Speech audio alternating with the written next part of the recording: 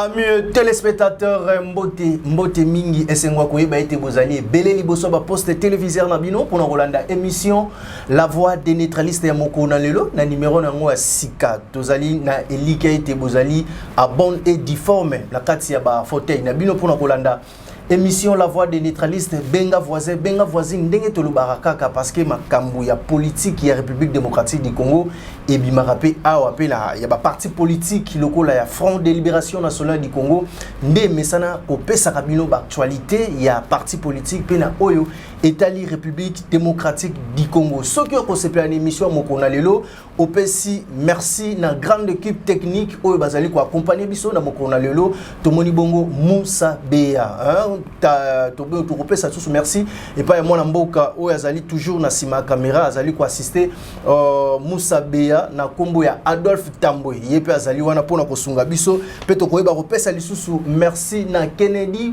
Boboto yazali bongo ko sunga biso pe lisusu na niveau ya technique pour que masolo oyo ekoma bongo na kati ya banda kuna bino tozali awa na invité na biso na kombo ya mwana mboka Eric Mayoyo porte-parole ya Front de Libération Nationale du Congo FLNC en sigle parti cher au capin de Likanimbu Oazali les bulldozers tout peuple congolais batu bazali kozelaye aya na sauver na aya ko sauver pardon peuple congolais parce que na makambu onyo sezali ko sala na kati ya République démocratique du Congo grand merci na cordon na Gilengo parce que yenda zali ko coordonner ma nyo sezali ko leka na kati ya bureau ya biso na kati na masolo etali La Voix des neutralistes grand merci na cellule de cadre cellule oezali ko pesa biso makasi pour que to yeba kokoma bongo na kati ya bandaku na bino grand merci encore na chargé d'affaires Pitié Muka Chunga mwana mboka Eric Mayoyo mbote pe boyi molamu na kati ya émission La Voix des neutralistes mbote ndeko journaliste Esengwa koyeba ete bozali à bonne et difforme la kati ya koya na kati émission La Voix des neutralistes boni santé politique ya Front de Libération Nationale du Congo pe santé politique santé ya mwana mboka Kapendeli Kanimo Wazali président national ya FLNC pe autorité morale ya OTAN. Merci d'emblée toko rassurer ba téléspectateurs na bino toko pesa mbote na patron na bino na bandeko nyonso bazana équipe technique toko pesa mbote na leader Kapendeli Kanimbo. Très bien. Toko pesa mbote na bana FLNC éparpillés à travers le monde na diaspora partout Europe, Afrique, Asie, Amérique. Mbote na mabota na bino toye ce qui toye c'est que événement ezali. Très bien. C'est que événement ezali yango bomoni mwana mboka Eric Mayoyo porte-parole ya Front de Libération Nationale du Congo pe tokoyeba ko bakisa ki azali administrateur résident ya état de Congo donc mutu oyo azali ko kamba tous les Congo nyoso bazali na kati ya ville province ya Kinshasa pe na kati ya République démocratique du Congo. Deux thématiques pour l'émission ya mokona lelo tokoyeba ko sur la bongo l'élection ou euti ko leka mokolo ya le 12 le lundi na kati ya Sénat ndenge makambo eleka ki pe tokoyeba ko solo la lisusu destitution ya mwana mboka secrétaire général ya IDPS ndenge sali makelele na kati ya mboka na biso est-ce que azali d'accord na lolenge ya ba droit ba loi oyo ba ko ici na kati ya ba bureau oyo bazali ba mbiaka na kati ya politique ya IDPS ndeto masolo to koyeba ko solola avant que to banda masolo na biso to koyeba ko simba point essentiel o etali FLNC ndenge bazali ko marcher na temps oyo tozali na yango mwana mboka Eric Mayoyo le temps qui porte-parole il y a Front de Libération Nationale du Congo FLNC pour le moment actualité nini oiza azali na yango o azali akoki ko cartonner na kati ya ville province ya Kinshasa to na République démocratique du Congo mobimba. Mais moi na mboka journaliste moi je pense que mboka ezana mikakatano ya makasi. La RDC a de sérieux problèmes et moi j'ai comme l'impression biso moko ba congolais tozozwa conscience ya makambo ezana mboka te et puis bino ba journaliste on bozo traiter information ya mboka c'est comme si bozana moi légèreté. Mais bien sûr omoni o annoncé awana titre na yo des thématiques ya liboso tu parles des élections du bureau définitif du Sénat. Très bien. Bon, n'ayez en quoi c'est une actualité pour les Congolais. Mais c'est les actualités na nini parce que batu nyonso baza élu wana na kati ya bureau to banda na ye président ya Sénat Sama Lukonde. Très bien. Il était à la primature. Aye tala discours devant ba parlementaire. To ko na point wana. Tango Longwe atikeli ba congolais bilani. Atikeli ba congolais bilani pour lelo aya na Sénat. Qu'est-ce qu'il va produire de nouveau parce que sa tête est vide, il n'y a rien. Ba PC primature au fêlé. Aye, je crois à l'époque il a parlé de 13 ou 18 points. Très bien. Oyo ya ko sala pour ko satisfaire ba besoin physiologique ya ba congolais. Mais Sama Lukonde, je connais même pas très bien son nom là. Ce monsieur parti de la primature aucun bilan. Il nous a laissé ndenga kuta biso na balabala. Lelo bo récupérer mutu ya ndenge wana. Vous le mettez à la tête d'une chambre aussi importante. Nyako Congo où on néglige le Sénat. Vous verrez un garçon de 25 ans sénateur pour venir produire quoi? Bato bo imitaka na ba poto. Mais allez voir leur Sénat. Ce sont des vieux papas qui sont passés par l'administration publique. Ba yakawana parce que le Sénat c'est une chambre de réflexion. Lorsque le pays est en danger, le pays a des problèmes, les sénateurs doivent s'asseoir pour prendre des décisions, réfléchir pour la bonne marche du pays. Quand vous prenez un gamin de 25 ans, un gamin de 32 ans, il porte des vestes, il vient de l'Europe. Oyebi ke bateau ba outaka poto généralement. Babongisa mbokate. Ça je vous dis. Je peux vous citer un parti mais nako tanga ngote okomona bato ba composer parti wana balingi ba costume, balingi ba hôtel de luxe, balingi ba parfum de marque, balingi ba voiture de marque. Bango ce qui les intéresse c'est d'abord eux. Or biso ba makizar. Soko moninga na yena costume boye, c'est parce que nazo respecter ba téléspectateurs. Très bien. L'émission. Très bien. Mais biso ba makizar na ko ya nga na chemise parce que il faut nazala na même comportement que peuple a souffrir. On comprend. Toye Tozui, monsieur Lokola Bati, deuxième vice-président, il y a Sénat. Mais il était président du Sénat. Il y a même des soupçons de détournement qui pèsent sur ces messieurs-là. J'ai suivi l'IGF. Même l'actuel ministre de la Justice.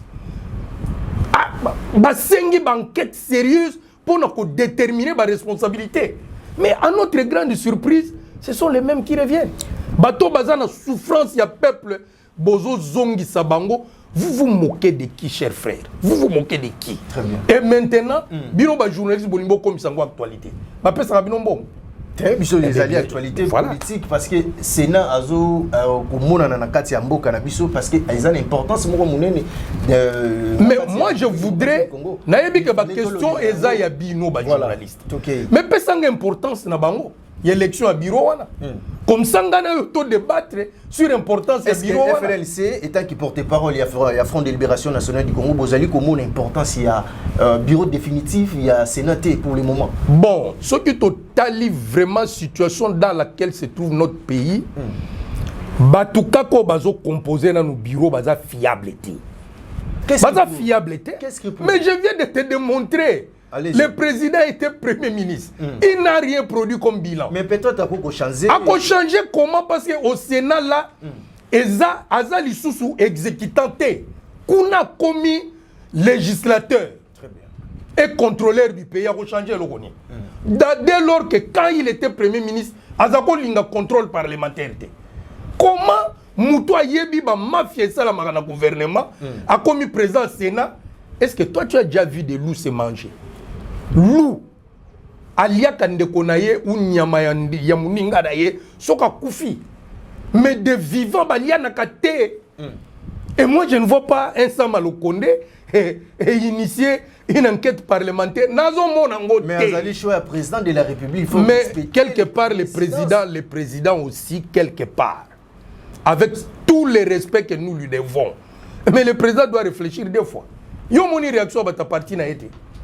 Même les plus durs de l'UDPS ont critiqué le président pour dire que c'est un mauvais choix. C'est un mauvais choix. Un monsieur qui n'a rien produit pour la République. Atiki biso, azu biso nanzala. Azubiso sans logement, Azubiso sans emploi, Azubiso sans rémunération, Azubiso sans école fiable, Azubiso sans hôpitaux.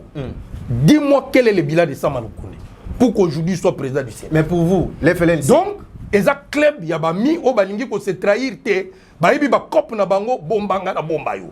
C'est ça la réalité. Tout bomba. Mais comment président de la République a yebi que ce monsieur a échoué? C'est pareil avec la première ministre. Ministre na plan. Ba pesi mbongo 145 territoires. Bilan nan to monate. Pouf, bo bombarder le premier ministre. Vous voulez cacher. Attendez, papa. Mais yo benga inga pona loba. Oui, Roloba, vous êtes libre. Mais na peso tikanga na silisa pas. Bo bombarder le premier ministre. Voilà. Mais bilan, tant que vous avez un plan pesa bisote, il y a 145 territoires. Ndako ya opesa primature.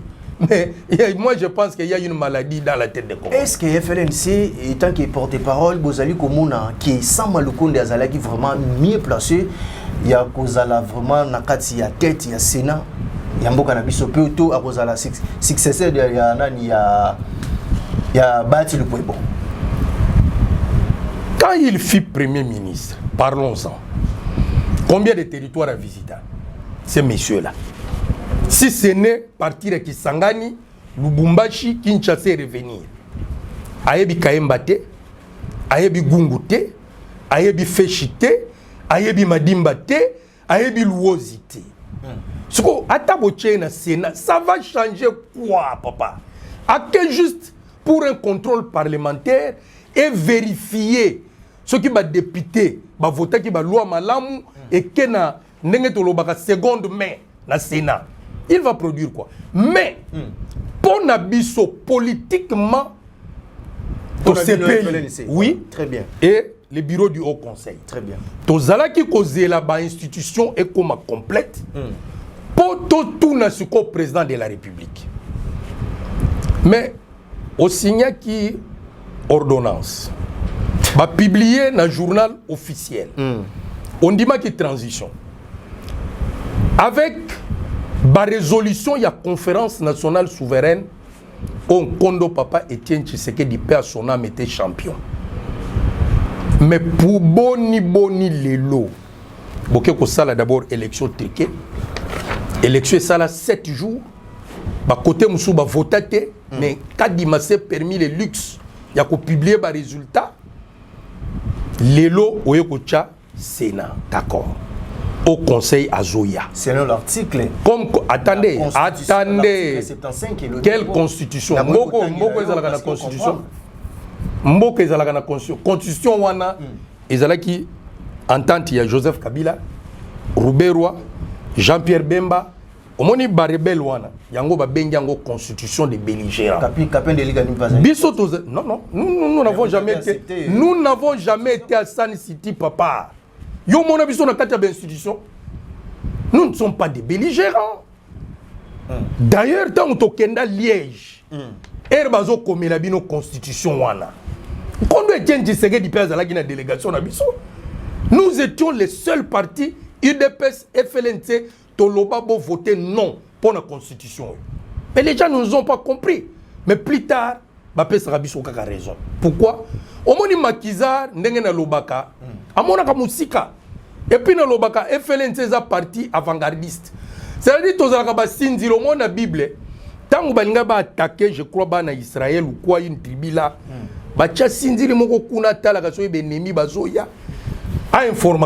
très bien. C'est nous les FLN. Tous les gardiens du temps. Non, non, c'est toi qui n'as peut-être pas l'information. Tant que vous avez table ronde à Bruxelles, 5 jours après, payer côté embuscade. Biso batutoya na secours. Très bien. Et Rwanda tozala ki konakate.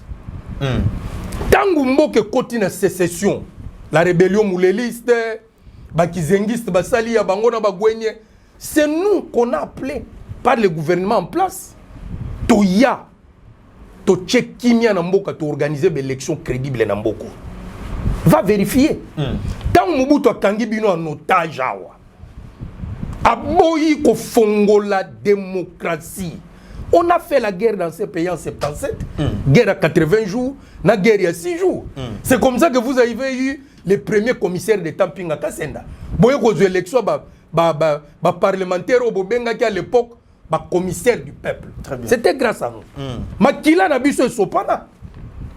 Est-ce qu'on comprend? Mais tant que Mobutu a continué à nyonga bino, a kangi conférence nationale souveraine. Banani bayaki na ressources sibiso. Afdel les abané. Sibiso. Très bien. To bengana système ya Mobutu. Mais quand tu non attendez, difficulté yo ngoloba. Il y a sens ni na expliquer. Parce que bino boza bonter et Afdel. Mais na sens Afdel et longoli système mobutiste bolelaki. Soko toye na malheur nani. Expliquez nga. Kasi yango tozomona. Ya nini kasi expliquez nga. C'est plaider kaka Afdel. Non. Ce sont les hommes qui sont les mauvais. Imaginez Ndekonabiso Kondo Laurent Désiré Kabila que son âme repose en paix. Président Kapenda lobi mwana mboka zala wana diriger mboka. Très bien. Mais il a abusé de la confiance du président Kapenda. Boyebi makambo sala. Ti a ke kufa to décider Joseph a remplacer. Vous savez que Joseph a boyaki makambo conférence tititi vers souka ya mandat na ye pression aye kondima céder to sali conférence. To appliquer ba résolution toujours ba conseiller bayi. Les mêmes qui sont là, la Sénat wana ba bati, ba sama tous ces gens président ko sala té. Soko sali batu wana biso to souka wapi. Biso. Kabila a accepté quand même des partis. To poni papa Tshisekedi to lobi bon. Comme na cycle mboka. Bande konabiso a Kasai nanu ba dirigeate pour couronner la lutte. Ya papa Tshisekedi allez venir. Prenez le pouvoir. C'est pour vous dire que Batunde Bazamapé. C'est pourquoi cette fois-ci nous avons dit c'est question de mort ou de vie. Pourquoi Tozo Sala, Tozo Bunda, Toche Moutou, Akoya Olia s'appelle sa peuple non. Tolobi cette fois-ci nous-mêmes là. Sommes-nous incapables? Non, nous sommes des universitaires. Tika Siko Biso, Toyape une expérience. O Tozo na Maki, O Tozui na ba classe, O Totangi na Katia. Union des neutralistes indépendants. Parce que dans l'université, je vais t'apprendre, mon frère, on ne forme pas de politiciens. Les politiciens sortent des idéologies politiques. Ils ont des problèmes. Yoza socialiste, issu de l'IDPS. Tu prends les communistes, tu prends les libéraux, tu prends tout le monde, tu les mets dans un même sac. Comment tu vas les contrôler? Vous allez diriger selon quel système politique? Selon quelle idéologie? Il y a un peuple à souffrir. Mais regardez, Kagame ou Bauti Namaki, Museveni, Zebeli, Julius Nyerere, Mandela, Samu Choma, José Eduardo dos Santos, père son âme, Talaba pays na bango. Très bien. Talaba pays na bango. C'est pour vous dire que les maquisards sont des hommes disciplinés. Vous comprenez? Très bien. Sont des hommes disciplinés. Parce que nous avons suivi en même temps une formation militaire et une formation politique. Or, on dit, la discipline, c'est la mère des armées. Très bien. Il y a un moment cette fois ici où jamais nous devons prendre la relève. Le Kolabaché Bureau, je crois dans les 48 heures. Nakanaline. Toko Kende ko informer Sama Lokonde avec son ami Vital Kamerhe, qui est président de la République. A signé déjà ordonnance na mboko pour que la transition se mette en place. Comme Goïgo Ezali, guerre Ezali, Bazo Kokelo côté, peuple Azoliate, il est plus que temps. To Vanda, parce que Congo est à Bissonyos. J'ai suivi M. Vital Kamerhe Abi, faute à Bisso pour l'égoïsme. Bon, maintenant, mettez votre égoïsme à côté. Retrouvons-nous, faisons la transition. Mais capé nous union des neutralistes indépendants, papa. Bon, mais qui socialisme, communisme, capital, ils ont simbaté. Est-ce qu'il y a un diplôme, un professeur, beaucoup de signé professeur docteur. Vous pensez que professeur docteur, il y a un DPS qui a doublé honte à vous.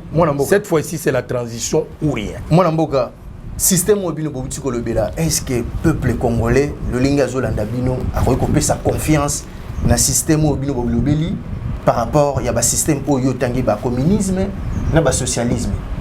Mais je vais te citer des exemples. Au moins un jour, nous sommes dans Zolanda, Kulutunanga Vital Kamerhe. Alors, il sera le Lula congolais.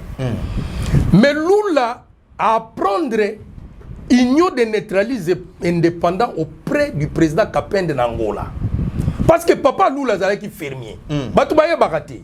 Yoko Yaka, je serai le Lula. Mais est-ce que tu connais le parcours politique de Lula? Lula était encadré, formé par Kapendeli Kanimbu Nangola. Après ça, il y a 1%. Il y a Mayele, il y a Union des nétralistes indépendants. Quand Lula est devenu président au Brésil, a propulsé le Brésil dans la 6e puissance mondiale. La preuve que Tango mandat na Sili, Bapie Batumusu au Brésil down. On est allé le prendre en prison pour lui dire papa Zonga, Zonga. Ma jio yo salaki, ma yele wana, Zonga pesangol sous na Brésil. Je vais te donner l'exemple ya Ujama na Tanzanie avec Mwalimu Julius Nyerere. Nakopé ce exemple à Zimbabwe. Nakopé kende na Botswana, kende na Namibie, kende na Angola. Ce sont des gens qui ont évolué au maquis auprès du président Kapende, qui ont appris l'union des neutralistes indépendants. Yango moni baké sérieux. Bino bozo kima bamboko na bino bozo kende kuna. Alors que vous avez tout ici bozo kimani. C'est parce que les gens n'ont pas été formés sur une idéologie politique. Ils ont été formés à voler, à spolier les pays et à martyriser le peuple congolais. Omoni, bah na discipline. L'université ne fait pas l'homme. Ce qui fait l'homme, c'est d'abord la crainte de l'éternel Dieu. Ça, c'est le fondamental. Parce qu'on dit, la crainte de l'éternel Dieu, c'est le commencement de la sagesse. Deuxième fondamental, c'est l'humilité. Bino Batubokenda dans l'Académie française, on vous dit l'humilité précède la gloire. Très bien. Et le troisième fondamental, c'est l'amour du prochain. Parce que, et le président Félix, et tous ceux qui sont au Sénat, les parlementaires, nous sommes créés tous à l'image et à la ressemblance de l'éternel Dieu. Dès lors que yo autorité, aux oignons qu'on la peuple, mais aux oignons qu'on la peuple, on a été. À tout la quitte.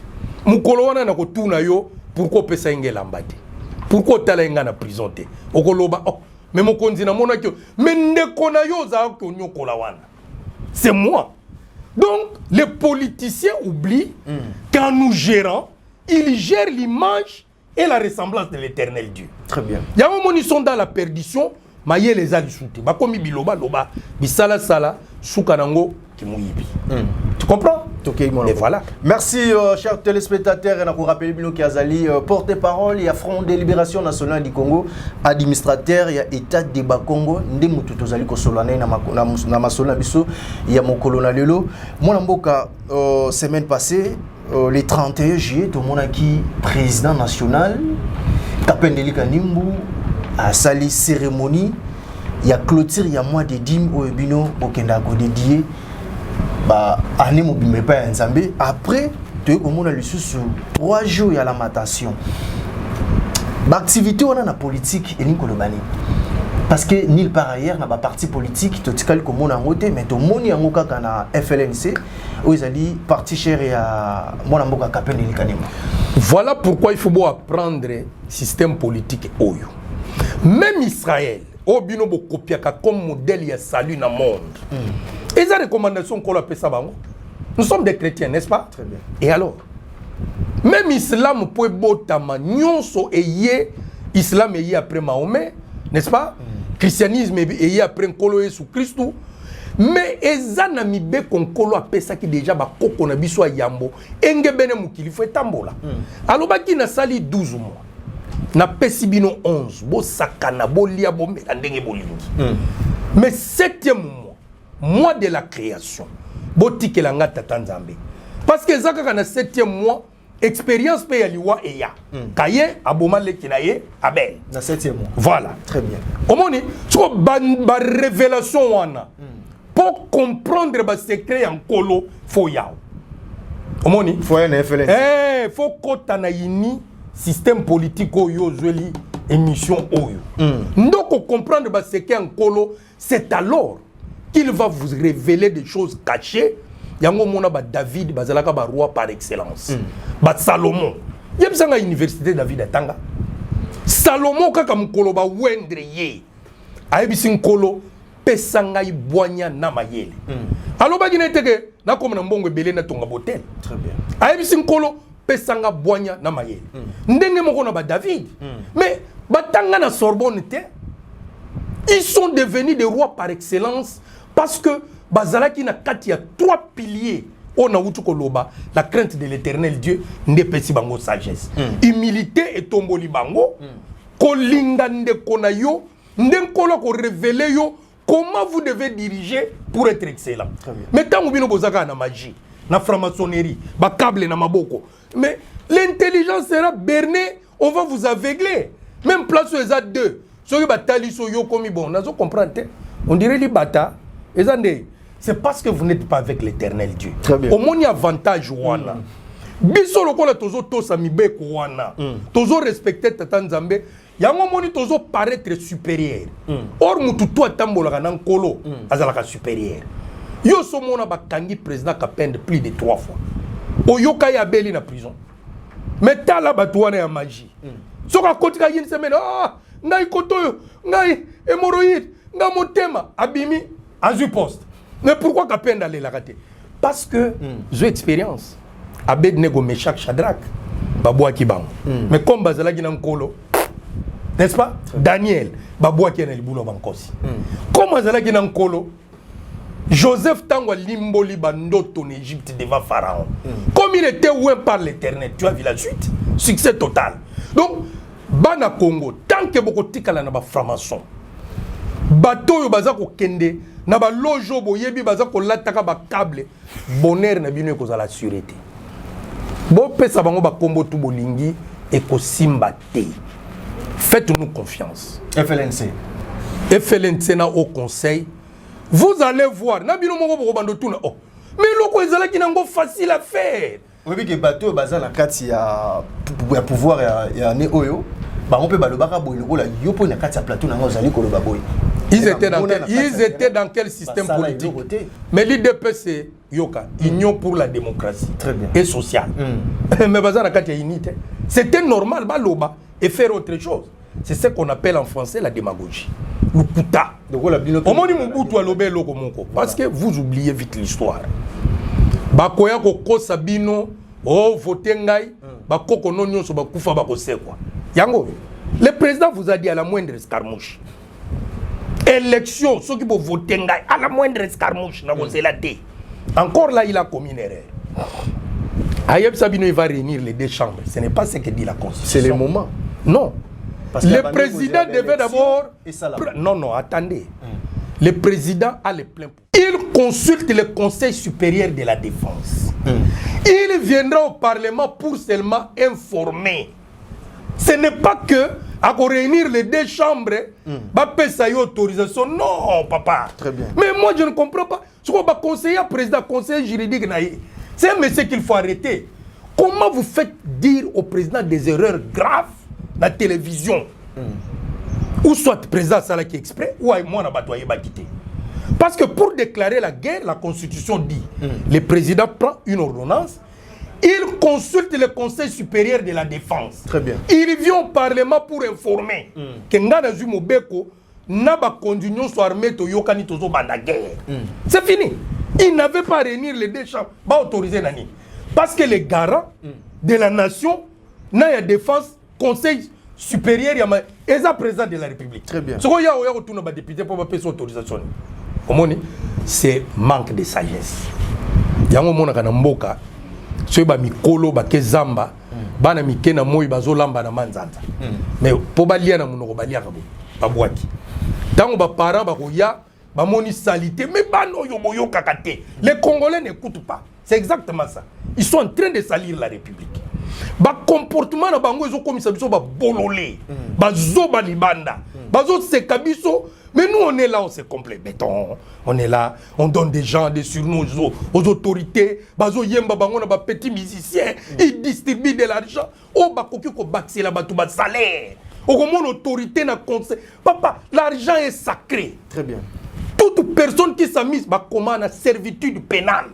Tant où yozo bambaka bambongo na ba conseil. Oh yebi servitude pénale. Et qui font ça? Les autorités du pays. Très bien. Pendant que les enseignants impayés, les fonctionnaires impayés, il n'y a pas de route, il n'y a rien. Bino bozo bengaka ba musicien, bosomba. Comment un général d'une armée, papa, a bosomba 20 billets à concert à distribuer, on les paye combien? Et ça les Congolais, oh, mais vous êtes bino mokonde boza propre. source ya souffrance na bino ba congolais. Mais cette fois ici, comme Tata Nzambe a sali bino grâce, bozu président Kapende, bozu Felentena au conseil, où est émanation ya conférence, vous êtes sauvés. Faites-nous seulement confiance. Ni nous écoutons qui est FLNC, le goût les alliés dans la République démocratique du Congo, et qu'on a sauver le peuple congolais dans la difficulté où ils sont. Papa, mais vous comprendre ma camarade auto parce que Angola au bino bozo convia zala na 28 ans. Attendez. Voilà. Angola zala na 28 ans de guerre. Banani basi lisan. Sibiso. 28 ans to bunda bitumba na Angola. Parce que ça pays exil. Tout le monde qui ba bengani pouvoir wana, c'est que biso peut place à vanda et Rosalate. On est obligé d'aider l'impé là. 28 ans, Savimbi Kao. Qui était derrière Savimbi? Les Américains. Très bien. Les Américains, bah bundi sabiso. Bah sali chantage en 6 jours, on prend Luanda. On a fait 8 mois de guerre. To botola bango base militaire. Botuna Joe Biden a yebi solo na zoloba. Nous on ne blague pas. Tozo ya na pété na mikanda bozo mona biso bololé. Quand la colère de l'Éternel va s'élever, vous allez disparaître. Kunda Batouare. Vous avez mon spécial là. Allez demander à Kabila, il est vivant. Kunda Batouare. Président Kapenda Bengi, président Kabila. Aïe, c'est Peki sa moutuno. Oh non, vous voyez, en une journée, le président Kapenda dit cette histoire a trop duré, on doit mettre fin. Très bien. Les enfants ont attrapé Kunda Batouare. Monica, vous vous rappelez Monica Loba na Mboko, non Kunda, non business. C'est-à-dire pour na bango, la rébellion on est un business. Même nos autorités au pouvoir ici, c'est un business. Parce que moi je ne peux pas comprendre que le président Félix Ayamba a son consultation nationale. Il consultait pour avoir des idées, non? To pesier ba idée président. Kolanda ba troubadouro te. Soko lingo silisa makamba Congo. To salabo. Ah, oncle, merci. Voilà. Combien d'années se sont passées? Président Kapende, oncle. Oui, c'est son oncle. Ah bon? Oh. Mais il y a bête histoire. Une émission moussous. Très bien. Toké Imanamboka. Alors bien, merci oncle. Tu peux appliquer ma cambo. Tilelo. A comment qu'on s'embrier? Tango bache, moi Namboka Jean-Pierre na défense. Na yebisa onina. Ba Congolo Jean-Pierre Aye, Rwanda. Kaka kota bobamboke koi lelo balongoli. Bagako dizwa soki mwata vita comme on est dans mutuana za na défense. Bacheye bamboke zo koyaka. Très bien. Faut prendre les spécialistes. De tous les généraux que vous avez là. Nana Sala guerre. Qui connaît le plan de guerre? Qui connaît comment on peut mater une sécession? Kaka. Oyoka ete mususu. Abimina TV. Ngai batumi balé. À part Nzambe na béton. Nambula moko 3 étoiles Hollandais mais tout n'a académie ni ça. Et c'est comme ça que vous allez aider le pays. Non, mais c'est le président. Nous on pensait que vous êtes très réfléchi et conséquent dans vos prises de décision. Mais tu comprendre que légèreté bandi kokota. Et loba porte-parole na yo privé na bosani kombo na ye aller la na télévision. Ah président, tu nous as trahis. Mais c'est maintenant que vous devez corriger les erreurs. Tous ces gens-là qui sont avec vous, qui vous manipulent, qui vous trompent, ils ont été avec Mobutu. Bati, je l'ai connu ministre des budgets sous Mobutu. Il est toujours là. Vital Kamer était dans la GMPR. Azo Vandana Citas. Bazaba Tutoyebi. Lelo, Mobutu ke, baye pas Laurent. Flatterie, Laurent Babomiye. Joseph Aye, bah Yembeli Joseph. Oh, les jours où vous partirez dans quelques années ici, ils vont chanter pour le président qui viendra. Alors il ne faut pas faire confiance à ces politiciens véreux. Pour biso so que zala qui pour le pouvoir ndem susu kakaer Laurent Koufaki wana ndeto zwaki. Mais mon conseiller côté là Laurent c'est mon cousin. Ce qui na lobina kota ba loba bomine de konaye pour avoir pouvoir. Topé ça moi. Félix mais tu oublies que l'IDPS est IDPS grâce à notre lutte. Kondo Tshisekedi a comme parlementaire na Konako, parti au Lelo et FLNC, sa première carrière politique à Bandamwe Parabiso.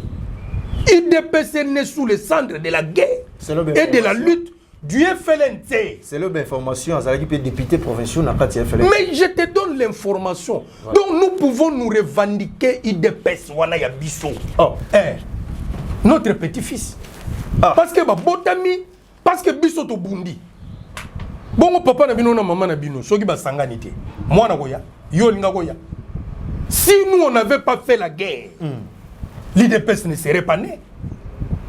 Et ça na makambe belé za na simawana.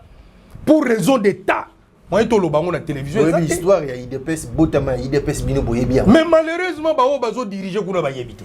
Mais par rapport mais le président lui-même connaît la vérité. Moi toki non na lombango destitution, il y a secrétaire général Augustin Kabouya balongo lié na commission oyo ezali convention démocrate il y a IDPS batie à côté parce que makambo oyo bango ba esali ke balongo la ye le but manque il y a professionnalisme, manque il y a leadership, makambo e belé batangi wana. Et tant que vous porte-parole, il y a Front de Libération Nationale du Congo, M. Eric Mayoyo, administrateur résident, il y a État de Bakongo. Quelle est votre analyse par rapport il y a destitution, il y a mon amboka Augustin Kabouya P, Torumituna, est-ce qu'il y a Kolima décision oyo bakulu tunaye bazui pour que balongo na batia ba remplacer déjà secrétaire général monsieur na kombo ya ndeko na biso Deo Gracias Bizir. Papa journaliste moko bozala ka sérieux ko yo benginga en tant que porte-parole ya FLNC. Voilà. Mais il faut être sérieux. Il est politicien. Papa nga naza porte-parole ya IDPST. Je sais. Mais c'est des ordres yango zo monezo memamboka na liwa. Kasi yo lobeli biso yo. Attendez. Attendez papa Zela. OK. Au moninga pour président Kapend a décidé à nommer administrateur résident de l'État autonome de Bakongo et puis porte-parole intérimaire à FLNC. Très bien. C'est-à-dire, il a d'abord étudié ma personne. Pas seulement de l'extérieur, même du fond, spirituellement. Il a compris que j'ai les capacités. Vous comprenez? Parce que l'homme, ce n'est pas l'extérieur. Au Congo, tu comme d'habitude, tu osé lancer yende vraiment. Nous avons foin. Mais regardez Pondi Mamakambo na zo bisayo. Parce que ça c'est une émission pédagogique. Très bien. Mais Tala Mose, Nkolo Azoye na 12 ans. Omoni atindi prophète Samuel, abi kende na libota wana. Prophète Tata Nzambaye, amoni bingambe. Papa na yepe fier. Abi bana bangoye. Prophète abi mususu azali. Mais comme David azalaki ne petit moko boye, a on laisse ba même ba négliger. Prophète abi te Nkolo ayebisinga aza. Boka nena ngo benga petit wana, ba ke benga David. Era ye ba taliba bi mais yeyo. Très bien. Mais au Congo, pourquoi nous ne pouvons pas faire ça? Car parce que bon, nous avons qui manette, n'a pas câble, yende président penda, yenda bongi, a auto defa jeep, il vous impressionne. Or la personne humaine c'est l'intérieur. Parce que ce qui katia mutu et bongwana, les fruits de l'esprit, et zabolingo. Or batuana katina bangwe, ba beba donc.